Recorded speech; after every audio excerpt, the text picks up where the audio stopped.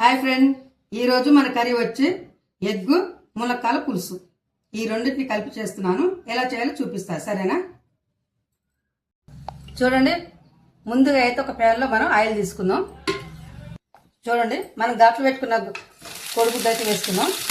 కానీ ఖచ్చితంగా ఈ గుడ్లకు మనం అయితే ఘాట్లు పెట్టుకోవాలి. ఎందుకంటే పులుసు కాబట్టి మనం చేసుకునేది మంచిగా ఉంటుంది పులుసు అందులో పోయి. చూడండి, ఇప్పుడు మనం కట్ చేసి పెట్టుకున్న మునక్కాయలు కూడా వేయించుకున్నాం. పచ్చివాసన లేకుండా ఉంటాయి. కోడిగుడ్లు ఎక్కువగా వాడకూడదు అనమాట. రూపాయల చారణ మందం వేస్తే సరిపోతుంది. ఎక్కువ డీప్ ఫ్రై కాకూడదు. చూడండి, మునక్కాడలు గుడ్డు మంచిగా కాస్త నూనె మధ్యగా ఇప్పుడు తీసేసుకున్నాం. చూడండి, కడాయి వేడెక్కింది కదా. నేనైతే ఒక 2 పావులు ఆయిల్ అయితే తీసుకుంటున్నాను. అన్ని రకాల పోపు గింజలు అయితే వేసుకున్నాం. చూడండి, చిట్టపట్లాడుతున్నాయి.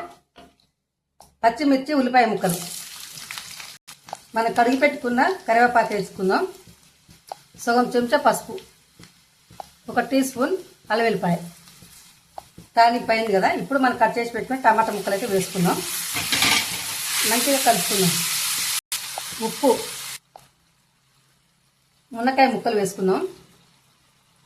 మునక్కాయ ముక్కలు ఇప్పుడే వేసుకుంటే వీటికి ఉప్పు గిన మంచిగా పడుతుంది. 1 స్పూన్ కారం, మన చింతపండు పులుసు కొంచెం తీసుకుందాం. ఘాట్లు పెట్టుకున్న మన కోడిగుడ్లనైతే వేసుకుందాం. గరం మసాలా వేసుకుందాం.